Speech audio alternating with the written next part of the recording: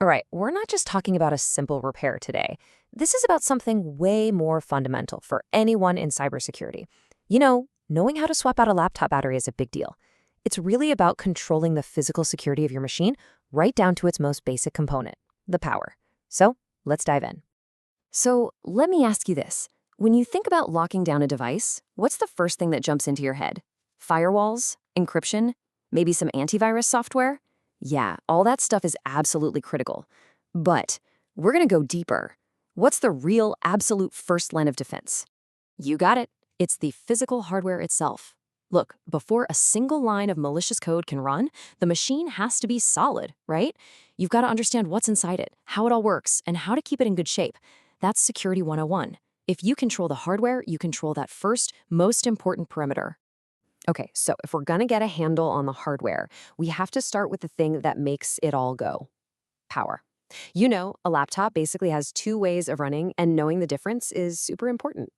It's pretty simple when you break it down, right? You've got AC power coming from the wall. That gets converted for your laptop to use. And then you've got the battery, which is what lets you, actually use the laptop on the go. Now, the bits and pieces that handle this switch, that's what we're going to zero in on. So let's start with how it connects to the outside world. All right, let's talk about the AC adapter. I know, it's easy to think of it as just a dumb power cable. But for us, no way. This thing is a critical piece of hardware that you absolutely have to verify. Think of it as your device's lifeline. So here are the specs every single one of us should know, like the back of our hand. See that little label on your adapter? It's there for a reason. It tells you its voltage range, its power output, everything. Knowing this stuff is your first defense against a fake, or even worse, a malicious piece of hardware. I mean, can you imagine a compromised AC adapter with a hidden keylogger? That's a total nightmare. So checking these specs, it's not just about getting power, it's about establishing trust in your gear. And this is exactly why you have to check that label. It's not a suggestion, folks, it's a hard and fast rule. If you mess this up, you're not just looking at a laptop that won't turn on, you could literally fry the hardware. So the takeaway here is simple but critical. Always verify your power source and what your adapter can handle. Okay, so we've covered external power. Now let's get to the thing that actually makes your laptop portable in the first place: the battery. This really is the heart of your mobile machine. So what we're talking about here are lithium-ion batteries, or Li-ion for short. You'll see them with different cell counts, 6-cell, 9-cell, and that basically just tells you how much juice it can hold. But here's the most important thing to remember if you're ever ordering a replacement. The shape, the form factor, is almost always unique to that specific laptop model. You've got to get the exact right one or it's not going to fit, physically or electronically.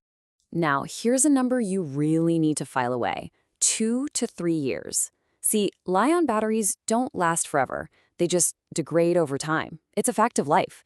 After a couple of years, you're going to notice it just doesn't hold a charge like it used to. And that's not a bug, it's a feature. It's a predictable life cycle. So for someone like you, this means battery replacement isn't an if, it's a when. It needs to be on your regular hardware maintenance schedule.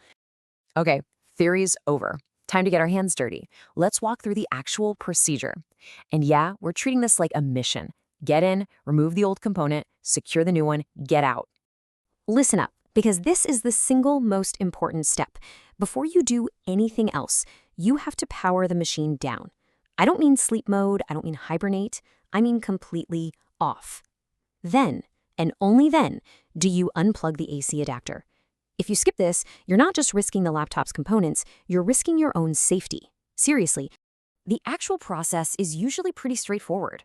On the back or the bottom of the laptop, you're going to find some catches or latches holding the battery in. Just release those, the old battery pack should come right out. Then you just grab your new battery, the one that's the right model, remember, line it up with the contacts, and push it in until you get that satisfying solid click. That click tells you you've got a secure connection. All right, so the new battery is in, mission accomplished, right? Not so fast. A real pro knows that what you do after the install is just as important. So let's do a quick post-mission debrief on how to take care of it. So here are the best practices to make that new battery last as long as possible. The main thing to remember is that Li-ion batteries absolutely hate extremes. So try not to let it drain all the way down to 0. And on the flip side, don't just leave it plugged in at 100% all day, every day. A lot of new laptops actually have a balanced charging feature that stops at 80%, and that's exactly why. Heat is its other big enemy, so make sure it's got good airflow.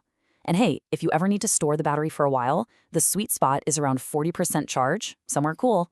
Okay, so we've just walked through how to lock down your laptop's power source. That's a huge, fundamental step in controlling your hardware. Which leads me to one last question for you. Now that the power is secure, what's next? What's the next physical vulnerability that should be on your checklist?